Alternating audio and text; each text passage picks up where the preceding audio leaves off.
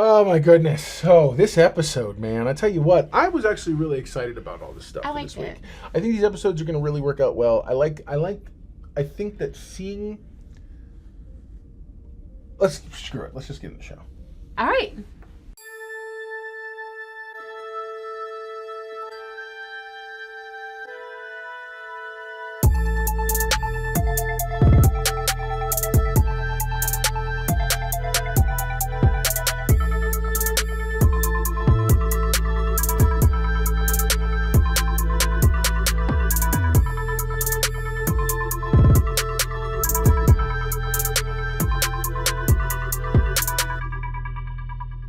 What's up, my know-it-alls? Welcome to Trek Talk Tuesday. It's Tuesday night. Here we go, and we're going to talk all about this last week's episode of Star Trek, which was called specifically The Serene Squall. And then we're going to talk also about next week's episode, which actually you have the name for. I don't. Or at least you saw it before I did. I saw it, but that's all. No, it's fine. It was the, what was it? It's the fantasy one. Yeah. We'll watch the trailer yeah. for it. We'll watch the trailer for it. Like a We'll watch fairy the trailer. Right. It's a fairy tale one. I think this is going to be along the lines of the Q episode that we saw in The Next Generation. I believe it was the Robin Hood one where Q sent everyone to Nottingham. And what's up? I want to see that, by the way. Oh, do you? No, I know who Q is. I just want to tell you that. Okay, nice. Because I watched Picard with you. I know. No, I see. That's awesome. That's great. Yeah, man. A lot of fun questions, too, to talk about this week. So, yeah, let's dive right into it. Let's go. Man, this is a cool episode. So, short version really quickly. There's a doctor who, her name is Dr. Aspen. She comes in, she beseeches Starfleet to help with a colony ship that's been left in apparently the edges of non-Federation space, which is, as we've learned both from the comments section and this particular episode, non-Federation space is very different from someone else's space or things of that nature. Non-Federation space is space that has been explored and been determined not to be ours. I don't know if that's valid. Who makes that determination? I'm good. I'm just going to go with it. Nice. It's Starfleet, of course. No. But, yeah, man, from the ashes of that situation, what you find out is that the person we know to be Dr. Aspen is actually Captain Angel, space pirate. Arr. Oh. Totally. No, legit. I couldn't resist. Yeah, no, absolutely. I loved this episode. It was fun. It was fun, especially after last week. Yeah, it was fun. It was quirky. Yeah. I don't mind it. I enjoy when Star Trek has fun being Star Trek. So before we get into all that though, oh no, you know what? Let's do this first, and then we'll also do your review of Amok Time, because I made you watch two things. But so we're gonna do that. We're also gonna look at this forward to the next episode.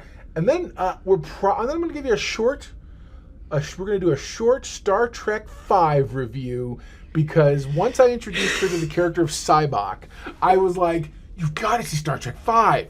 Not because it's brilliant, but because it is so bad. But it's like funny bad. So funny, good bad. Right. Like it's so funny, good bad. That's all I got. That's all I have. No, that's legit. But I did watch it. Right on. So we'll talk about that in just another minute. So, but let's get into the episode. Yes. What did you think of the episode? I really liked it. Right? It was fun. After last, well, see, you remember I'm on that roller coaster with Star Trek, so we had a really intense episode last week. So this was, I thought, a lot more fun. I really liked the pirates. They were kind of goofy. So fun. They were very. So you've never seen any of the Harry Mudd and Mudd's Women, and I may, as we do things that call back, force you to watch some original episodes. Yeah, so, I think you should. Harry Mudd was an episode which was they introduced a space smuggler / con man, and then later on he has Mudd's Women, which is where he ends up being king of an android planet, and they're all android women. So, anyways, but watch some of those episodes just so you get a feel for kind of how they do space pirates. Sure. This is not offbeat. Okay. This is actually this episode is really close to on beat. Okay. So go ahead, continue. Tell me more about what you think of Dr. Aspen herself. Sorry, Captain Angel. I don't know. I don't know what I think about her. I thought she was great. I mean, yeah.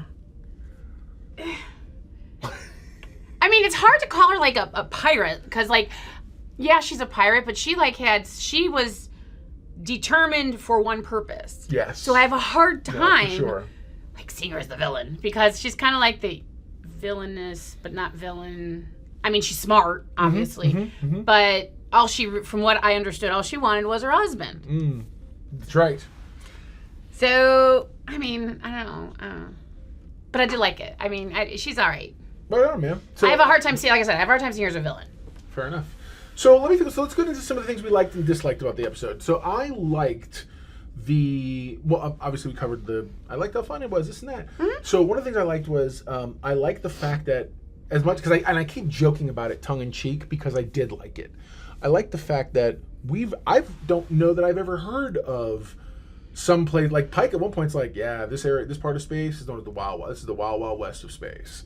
Like, who knew that? That's never been the case. I mean, I guess that makes sense. If you think back to some of the other sci-fi that we've watched, there are parts of sci-fi that have that, so. But I guess for Star Trek, it's always been like, that's Cardassian space, that's Ferengi space, that's Klingon space, that's Romulan space. Like, you know who your neighbors are. Now, maybe we haven't fully learned who all our neighbors are at this point in time. That's fine.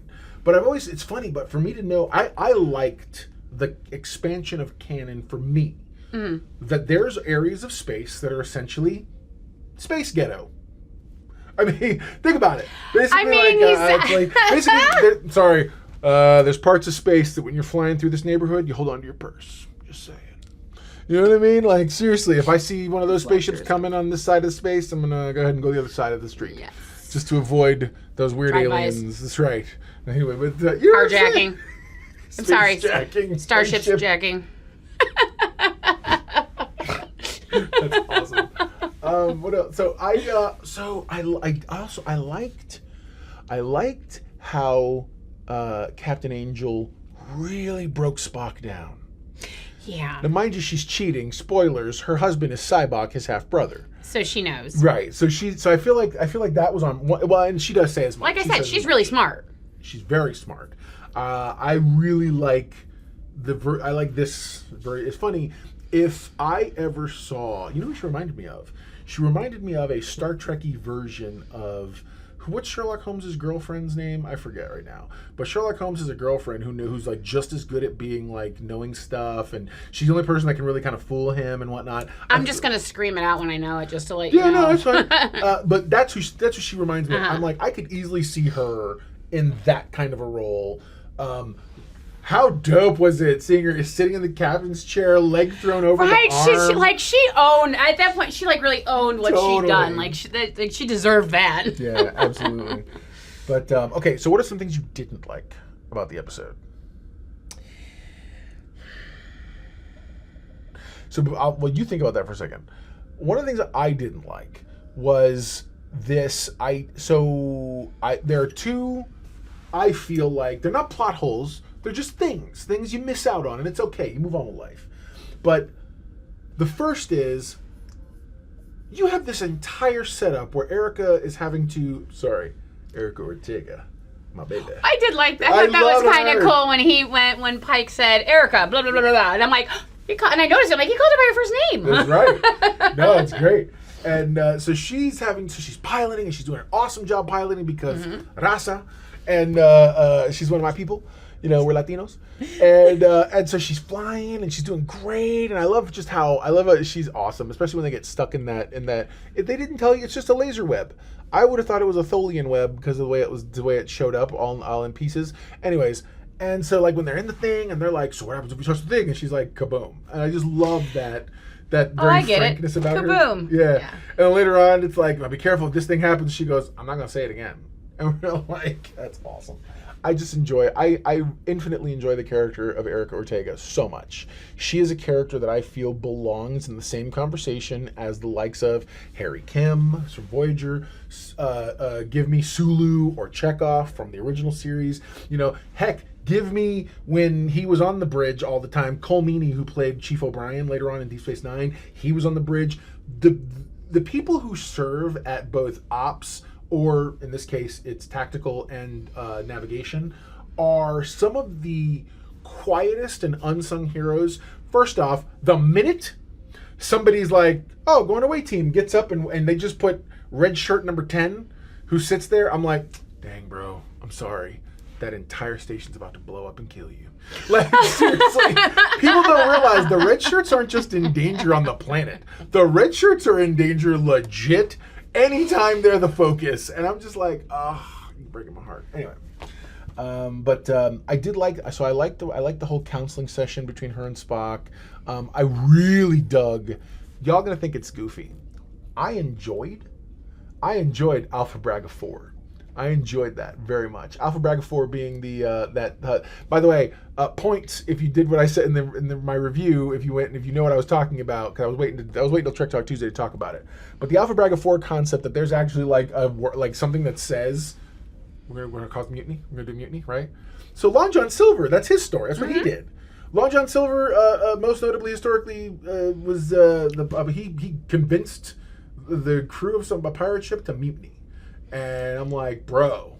I did like that end scene or one of the end scenes when they're like, yeah, we might have called a mutiny too early. Right? And you see people trying to get into the bridge. I know. He's like, just says confidence. That's all that means. We can help this situation from there much easier, Pike says. And I'm like, yeah, bro, you totally can. But yeah, man, I enjoyed that so much. I did my know-it-all index. What was your know-it-all index for this episode? I gave it an 8. Right on. Yeah, okay. I gave it an 8. It was fun. Yeah, it was. I enjoyed it. I thought it was good. Yeah, I thought it was real good. So it's funny. I got my father, or we're going to call him Admiral Know-It-All. Ooh, that's cool. Admiral Know-It-All called me out and was like, you know, man, you can't be doing 10s and 8s for everything, because eventually a real 10 out of 10 is going to show up. And what he means is not that any of the ones I've said aren't good. What he means is if everything is good, be more critical. That's right, be more critical. So I will try my best. I'm the buffer in all of that. Totally. But I'll try my best to be more critical, and just not from critical like mean, but critical like really look at it with a fine, like see what's going on here. But yeah, man, I've been really just genuinely enjoying it. Go ahead. What was your thought about after the whole thing with T'Pring and Spock and Chapel? So right, go ahead. Like, how did you feel about, what did you think about what T'Pring said to Spock? Like, oh, I knew you were just joking. Basically is what she said. I knew you were putting me on. I kind of was like, did you though? Did you? Like, really? And but again, anytime Giacendu is playing T'Pring, I'm in love with her version of T'Pring. I think her version of T'Pring is great. Having said that, we watched Amok Time. Yeah. And we'll do a little teeny mini review with you about that in a second. Mm-hmm. But I because now that I saw that, I kind of feel like she had ammunition for it. She's not catty. I don't think she was catty. No, I don't think she was catty. I think logically she thought. Ooh, you whipped the logic on me.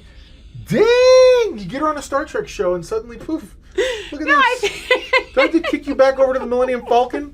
Get back on your Star Wars TV. No, just kidding. Your Star Wars show. I'm messing with you. No, I'm kidding. No, but I'm just thinking, logically she was thinking that he wasn't capable of doing that, so thus being it was just an act. Agreed. And I don't think he's capable. I do think his human side is making him very, very... I think he's capable because he has a human side. Okay. I can see that. I can totally see that. I think it's more about...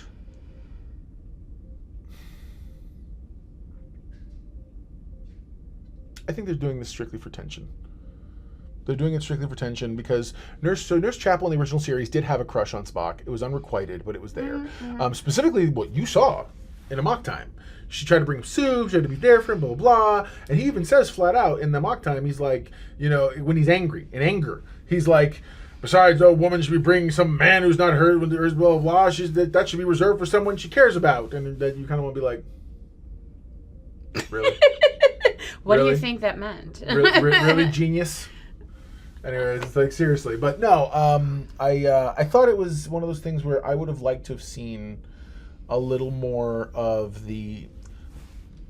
I think this is one of the few times that Ethan Peck is playing the role a little too emotional. Don't get me wrong. There's been episodes. There was the original Amok Time. There was Shore Leave. There were very specific instances where Spock shows emotion. And yes, he's half human. He can access them, and at this point in time in the history, he has not yet actually endured Kolinar. Kolinar meaning the full-blown purge of his emotions. That does come later. It hasn't happened yet. So I'm okay with some emotional flip-flopping, because at this point, his latching on to logic, I don't care what anybody says. This is his own will at the moment that's doing it. So him pushing emotions to the side at this stage is on him. Internally, he's doing it. Okay. Now, Kolinar is an entire process, and it's an entire ceremony, and it's a thing. I mean, we all know Vulcans have mental control of a lot of their faculties, and they can do a lot of those things and whatnot. And so it's all part of that. You don't actually eliminate emotions. What you create are these psychic barriers to certain triggers in your brain. Okay. I'm by the way way oversimplifying what should be a much more mystical, a much more head scientific thing and whatnot. But at the end of the day, they do something that helps them in this. Thus, it makes it so that they're full blown like I am logic and that's it. Blah blah blah. Totally. He has not endured that yet at this point. So I'm okay with his emotional flip flopping. I'm okay with. In fact, well, we'll see. Never mind. Anyway, I feel like I feel like Chapel tipped her hand. She's been okay being the flirty friend, and now all of a sudden she helps do this thing, but she doesn't. I just realized it was upside down. But she doesn't. Well, I know someone, of course, is going to know. So they're going to be like, his communicator's upside down. Fair enough. So I feel like she's been real good being his friend. You can totally be friends and love someone. I have Sarah, I have a very good friend of mine who's a wonderful, wonderful person. She works in the same industry that I worked in.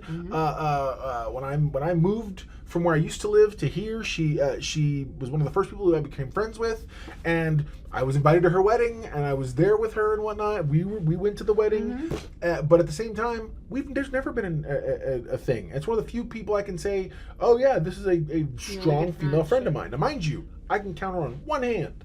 She was your best woman. She was my best woman at our wedding. Seriously, at our wedding, I had a female best man / best woman, and that was Sarah, and she was great. My previous best friend, who'd stood for me in a previous marriage, he was there, but I was like, "Look, you're coming to Georgia. You don't have to do much. You're good." So anyway, but yeah, man. So that was the episode. Any final thoughts? All right. So we're gonna move on to a very quick, very short recap and review for Star Trek: The Original Series, Amok Time. In the throes of his Ponfar mating period, Spock must return to Vulcan to meet his intended future wife and the one he's been betrothed to from childhood. This is Star Trek: The Original Series, Amok Time. So, this is the very first original series episode that we're going to do a quick little short review for. Basic gist is exactly what I just said to you. Spock seems to be kind of going nuts. He's having issues. Everyone's worried about him. And then at some point or another, he talks to Kirk, and he's like, they're currently on a mission. They're going someplace. But Spock's like, I have to go to Vulcan.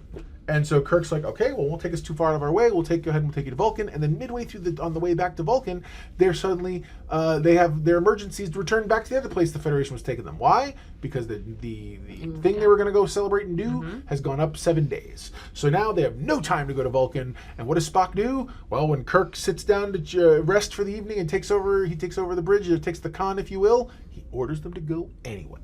And so they end up going, and you find out that there's an entire thing, and if he doesn't make it to Vulcan, he's going to die. I don't know about you.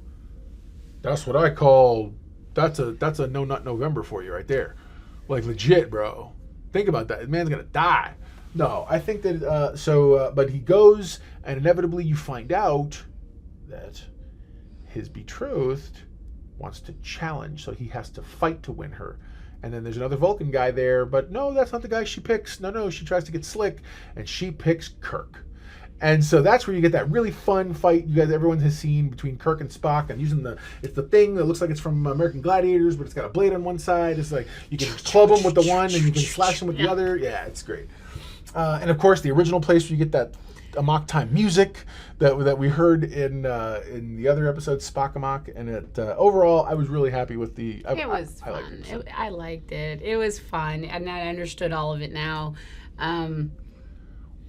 Yeah, it's fun. It's unfortunate. I said this to you too when we were watching it. And I said, "Man, I really like T'Pring. I don't like her anymore now."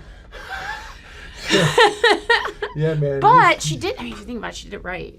Yeah, she did. No, she really did. Let me see what else. There's a lot But of really good. it was yeah. I think these are production images. Pretty cool. Yeah. Anyway. But I think as far as casting T'Pring, they did a good job. I agree. Because I'm like, I could see where she would, eventually she's gonna look like that. You know what I'm saying? Oh, totally. I think they did really good with that. Yeah, they wasn't too shabby, man. I like it. It's also, if I'm not mistaken, one of the first formal times that we see the full-blown Vulcan, okay. the Vulcan handshake and the whole thing. I still can't do that yet. I'm gonna learn it by the end of all. He of this. doesn't say. There's a couple actors in actual Star Trek who don't do it, and what they do is they put their hand up. Okay. Somebody comes, and they're like, "Okay, you ready?" No, let go. You stop. Go like this. Hold your hand there. And they run out of the scene real quick. And they tell them, film the thing fast. Oh, I'm not kidding. There's guys who was like this. They do the thing real fast, and then they put it down. It's like, okay, good, we got you. That's it. Like, legit, because it's so difficult. Oh, I think one of the reasons why I think I liked the original Amok Time was because I've watched so much Big Bang Theory in the past 2 years over and over and over again. Yes. That's awesome. It might be a habit. But maybe that's why I'm starting to kind of, or I should say addiction, not so much a habit. Yeah, totally. But no, I really do. I've enjoyed all of this, and especially since you're making me, I'm willingly doing it, making me watch all these other things. The truth comes out. That's all I'm saying. Like, maybe it's because you're making me do it. I don't know. It's terrible. Here we go. So, okay. So what did you like about the episode, the Amok Time episode? All the corniness that was in it just totally made it worth. Like, I couldn't stop watching. Yeah, I wanted to kind of know what happened, of course, but the whole Captain Kirk is just all the corniness that there is in it. I loved it. It was a lot of fun. It was. I really did like Amok Time? Amok Time. I really did like it. It was, like I said, it was fun. And the corny bits were fun. I liked it. I liked it too. I thought it was good. If you had to give it wasn't as corny as, let's say, what we'll be talking about next, but it was good. Okay, fair enough. If you had to give it a know-it-all rating, index rating, and I'll give it one too, by the way. What would you give? What would you give Amok Time? Here we are from 1967. What would you give a 1967 sci-fi episode? Afraid. No, dude, be real. It's okay. 6.5. Okay. I wanted to say 7, but it's not as bad as a 6. No, it's fine. It was, like I said, the whole thing, the story. Yeah. Okay. I'll go 7. Okay. I'll go 7. I think I'm with you. I understand. I totally think that's fair. It's a fair one. All right, not too shabby. So, question: do you want to go do comments first? And yeah, then let's do comments first. All right, let's go comments first. Well, before we do that, don't forget, hey man, leave us a comment below. Let us know what you thought of Amok Time, and if you're an old school fan or if you've never seen it, go check it out, man. It's on Paramount Plus right now. So if you're watching Star Trek: Strange New Worlds, you easily could go watch Amok Time.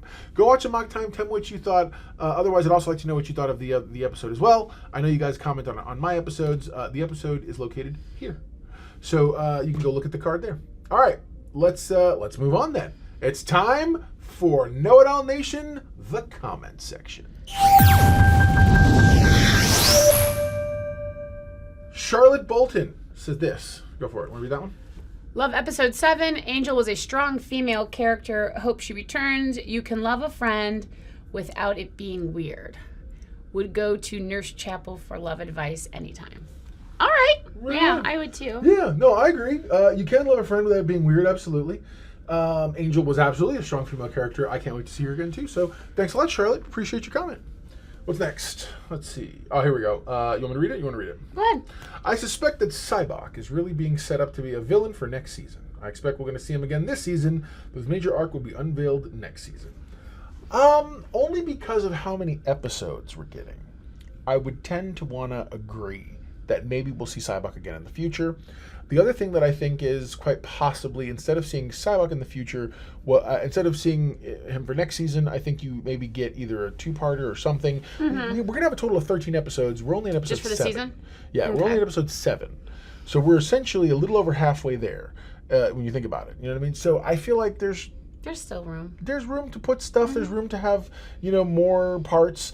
If you want to really impress me, you pull either a Buffy the Vampire Slayer or a season 1 and 2 The Flash. You've set up all these pieces throughout the season. Now you have toward the end, several of them come back together. Doctor Who's great at doing this. So suddenly you have a villain, maybe it's Cybok, but guess what? You need help. Possibly this other species you've introduced before, or these other people, or somebody with a starship, or something. You bring your friends to help face the thing. And now you end up having the last 2 episodes, or that's your part 1 and your part 2, or you possibly build up to the penultimate episode, builds up to everything, and the last episode is your part 1, and then you go into next season's part 2. And maybe that's how you introduce him. Okay. I don't necessarily know that I think he's going to be full on an arc enemy, because we don't really have an arc for this series. But we'll see what they come up with. Value of Nothing says, I think you're thinking T'Pring's a human who's sad to lose her husband and doesn't understand her husband and thinks he's more interested in work than herself. And she says in the episode that she's experimenting with sex to get more interested. This is kind of a trope of many episodes about women in relationships. Okay, what's your thought on that first? Okay. It forms the basis of many good WB shows. Okay, well, first off, you're just discrediting yourself because you said good and WB shows. I'm kidding. Stop it. Kidding. And you do mention like Ugly Betty. Yeah, that is a good that show. is good. Absolutely. Where these writers come from. There are a lot of sitcom writers and a lot of those kind of things, other type of primetime writers in the room for sure. But it's completely inappropriate in the Star Trek universe. Why? Hang on. That's a legit question. Why? Why would it be inappropriate? Just because that's such a modern idea. I'm okay with that. I'm okay with the idea of a modern idea. By the way, that wasn't supposed to be an impression of Value of Nothing. I know nothing about who you are, Value of Nothing. So therefore, that's my impression of just your average person on the street. I don't know. I'm hung up on that. But it's completely inappropriate in the Star Trek universe. I gotta ask why. I got a big, bold, fat why. You know what I mean? What makes it inappropriate? So, Spock was a character that was made to develop the intellectual side of an argument about a social criticism, philosophy, or history. Okay, that's true, but that's not actually that's not true. Number 1 was created to be that character. The network didn't like her, so Spock got those traits. So if you really want to go back in time and look at this thing, number 1 was technically the person who's supposed to be cold, dispassionate, calculating, all those things. And I think I think when you bring her back and introduce her, I feel like having Spock be a character who can come in and live in that same kind of universe, but at the same time is learning to be that guy. There's no reason that we can't believe that when Spock eventually becomes the actual number 1 on the ship and Kirk is the captain, that a lot of how he learned to be number 1 came from what he saw and learned from his XO, yeah. From his first officer who he served under, which was number 1. It was Una. And I feel like we're taking. I'm excited to see what they're gonna do.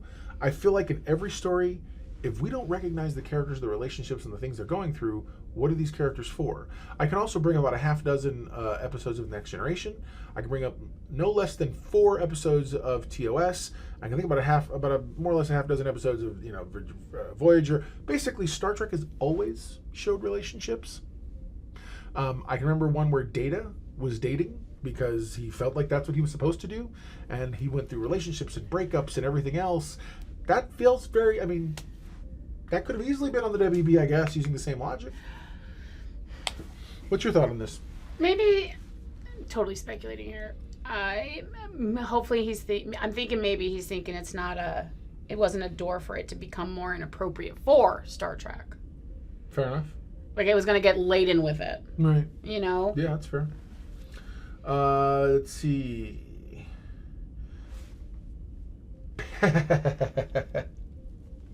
Payment of Mine, I'm Insane said literally 2 names. Payment of Mine and Insane. Insane. I'm insane. Yeah. Payment of Mine, I'm Insane says, you want to read it? Agree totally with you. This was indeed a fun episode. Dr. Aspen's portrayal of the classic villain was awesome. True. I'm so happy she survived the episode, so maybe we'll get to see her again in the future. Uhura and Spock-centric episodes are quickly becoming my favorite ones. T'Pring trying to understand her husband's human side by studying human sexuality literature really put a smile on my face. I actually like that she did it through with the literature and stuff like that. Us too. Especially when Spock nearly choked on his wine upon hearing about it. That's a basic. Think about this. Essentially, he's like eating. She calls. He's like, hello. Hi, yeah, so I've been reading human porn.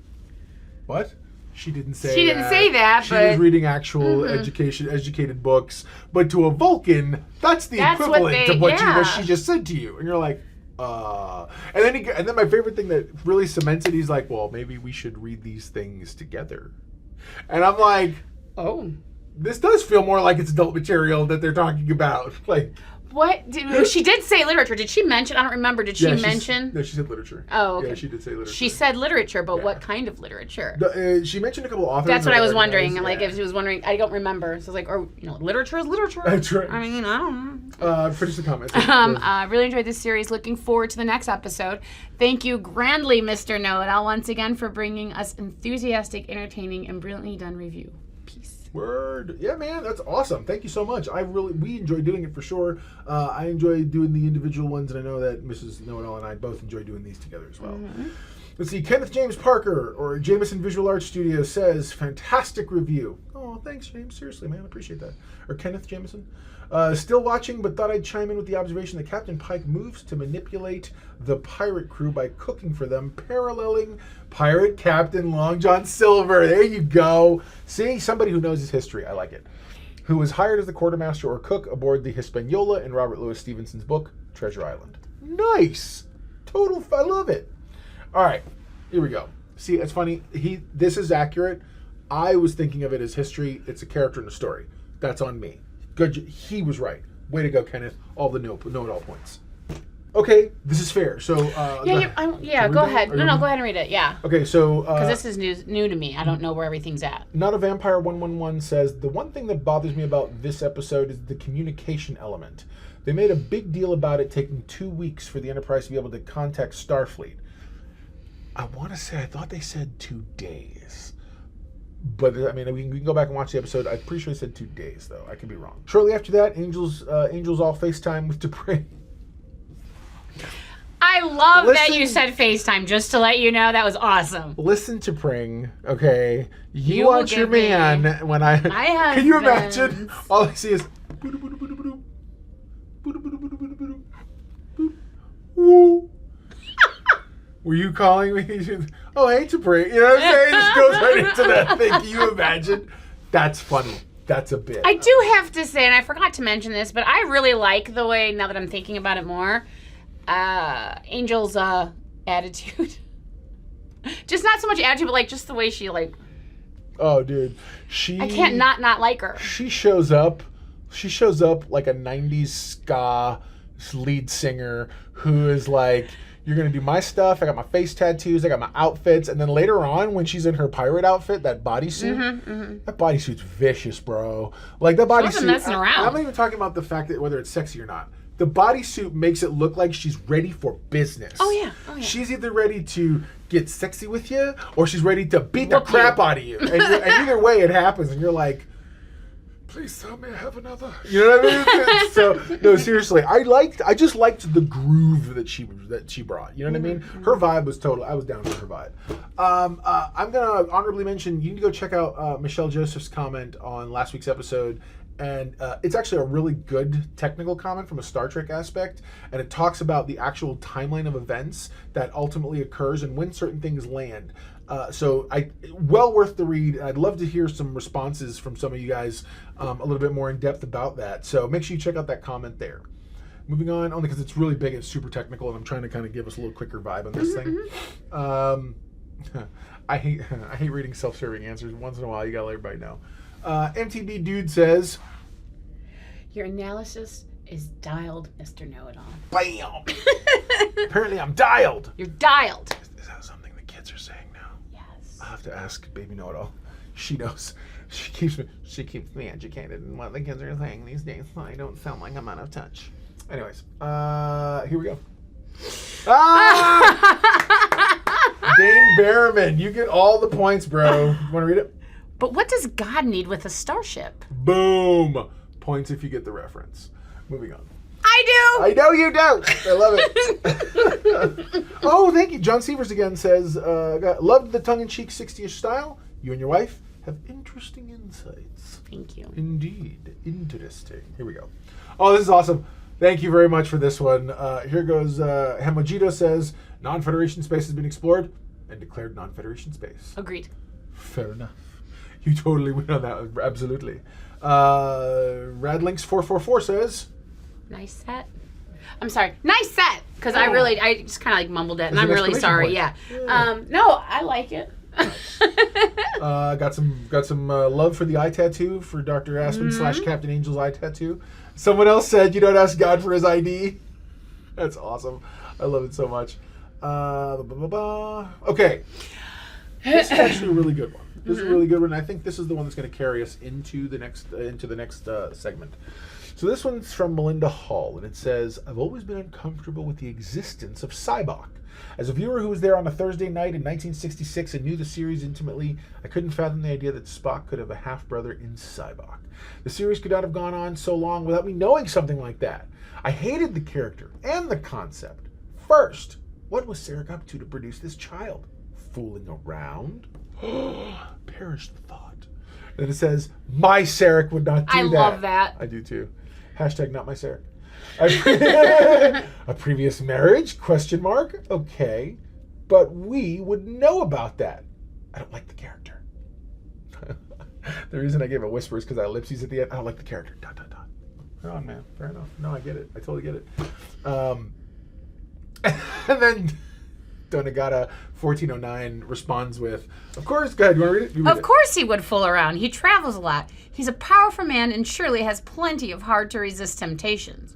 Anyway, don't you know that the most outwardly formal are the wildest when they let their hair down, both women and men? True story. So yeah, man, no, and of course, Melinda, in good spirit and good nature, sends some laughing emojis and some Vulcan emojis doing the Vulcan handshake. But yeah, man. Did I miss if Spock was older or younger than Sybok? Or do we not know? Based on the movie you've seen, I'm going to say older. Okay. That's what I'm going to say. So yeah, we'll go from there. All right. So let's go ahead and go to the next piece of this, which is real quick. Now we're gonna let's get into this short little guy here before we go any further. Okay. Yes. It's time for Mrs. Know-It-All's recap and review. I'm not recapping. No, I'm going to do the recap, but you're going to review. Okay, of Star Trek V, The Final Frontier.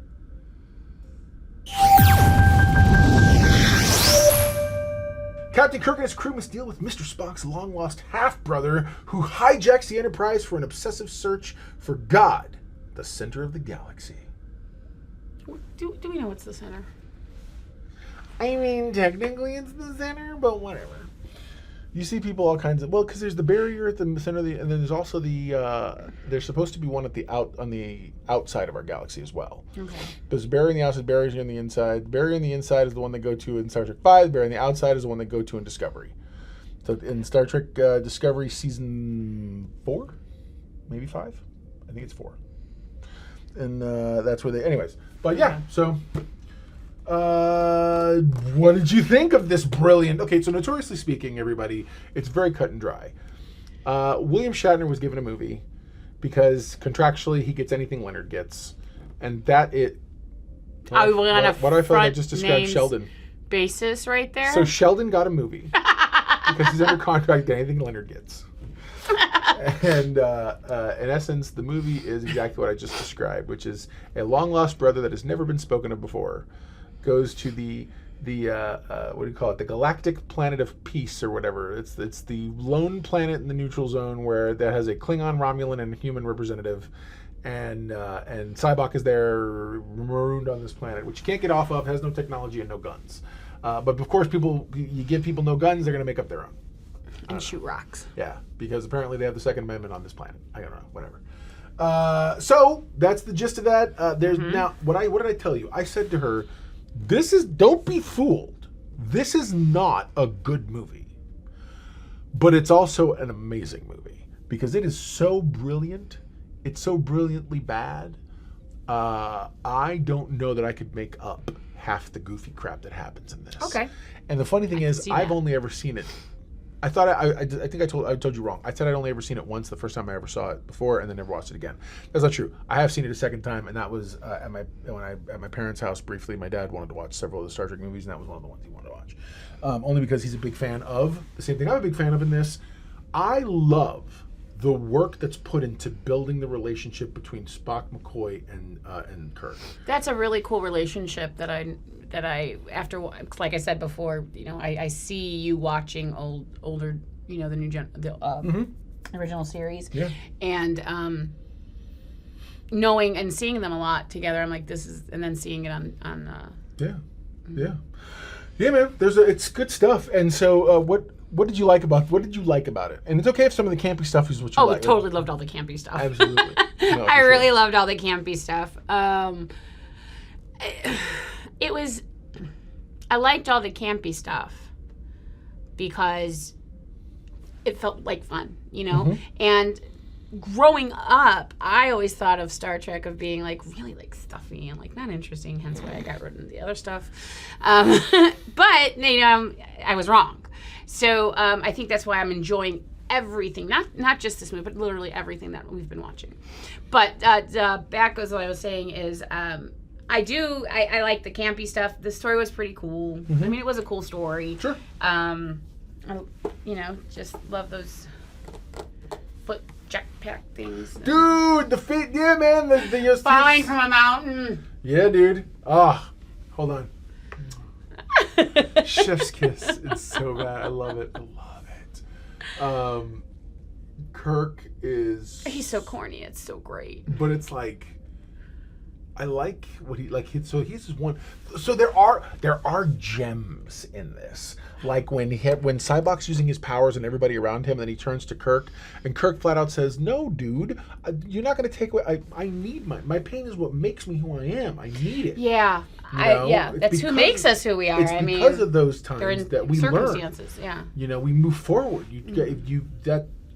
Yes, you got to have the good with the bad. I've always been a believer in that. So Kirk lives up to that same ideal, and I think it works. It really works well for him in this. I think I could have lived without the tri-boobed cat chick. That was hysterical. I'm like, what is going on here? If you watch the movie again, and when they pan slowly, everyone's so busy being like, "She has 3 boobs, and I'm not looking." Do yourself a favor and look, not for the reasons you think. That is a piece that is put on the actor's chest, and it's molded. How do you know this? Because what's supposed to be cleavage of 2 separate things pushed together is molded rubber. You can clearly see it almost looks like a plastic molded butt. Like there's no way that middle boob is coming up or going anywhere. The 2 that are there. There's no way. So I'm sitting here going, and for sorry. Total not any female anatomy around. No. Gosh, I don't care. No way. No. There's no way in life. Human or not. That's just not how they work. Agreed. So how do you bet you never look at the song Row, Row, Row Your Boat the same again? What the heck? I was like, really? That's right. I do like the bickering back and forth between McCoy totally. and Spock when it's about all this music, but you are classics. You know the classics, but you don't know Row, Row, Row Your Boat. Oh, what about Spock's his way over the top marshmallow dispenser? Was it just a marshmallow dispenser, or was it one of those that makes everything things? Just miniature. Like a replicator almost? That's what I'm looking for. No, it was literally, it just holds marshmallows? Yes. It's literally, and I'm not, sorry, I'm willing to go ahead and I'm willing to jump over hurdles to help Star Trek in a lot of ways. I'm not going to do it this one. That is strictly a marshmallow maker. Somewhere in the 24th century, they have a machine that's only job is to disperse or dispense marshmallows. Would you get it? What? Would you get it? Absolutely. So it's not that bad of a thing. Absolutely, I did it. You're out of your mind. I wouldn't get out of here. But yeah, man. No, it's go ahead. Yeah, no, it was fun. I think one of the things what? Okay. What? Get your thought out. I want to forget your thought first. One of the things that I thought, and I don't remember if it was, and this is one of my problems is everything. When we were watching this, and I paused it at one point. Is this the one? It might be the one. Oh, yeah. I paused it, and when Kirk and Spock and McCoy appeared, it was like some GQ spread. And I don't remember if it was from when we were watching the episode or from the movie. But remember I paused it, and they were all, and Kirk was saying, like... Yeah, they're like posing. Yeah, when they all beamed down. Yeah, they're just like, that's what you do.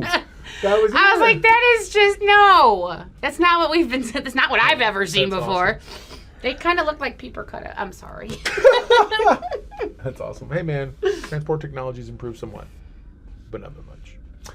Yeah, man. So, okay. So let's. I'm trying to think. What about Uhura's dance?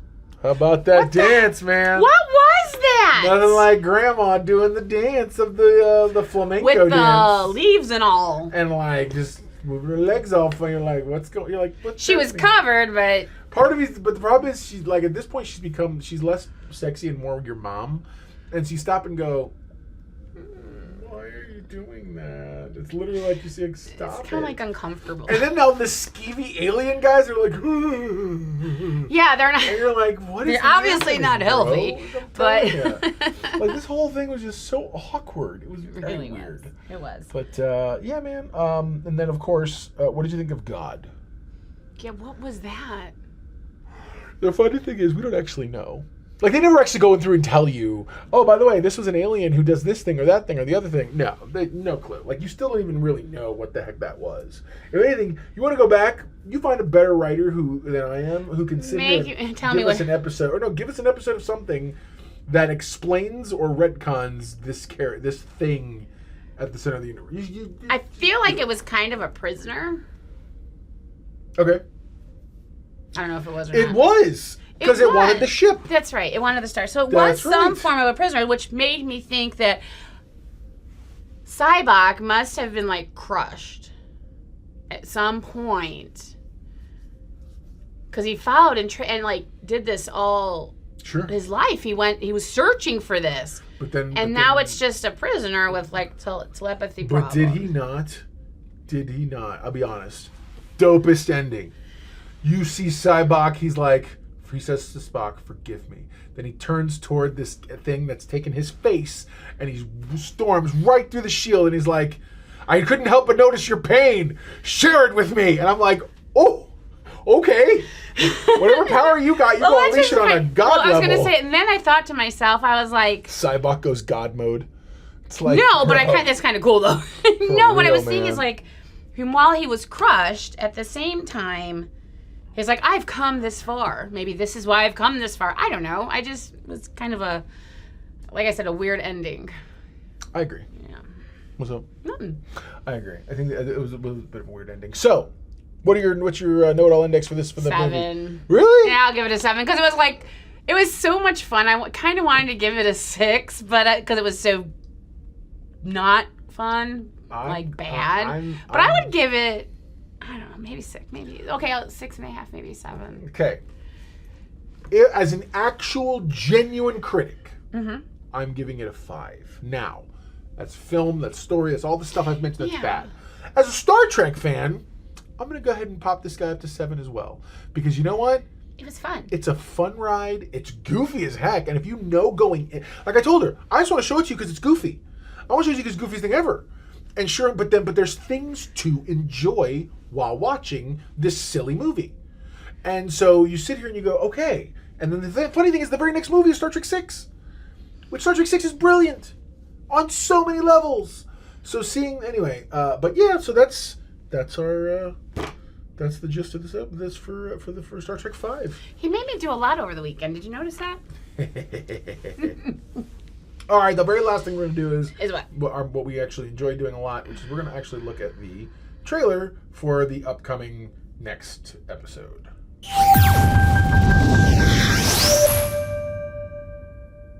Here it is. Ready? Yes. All right.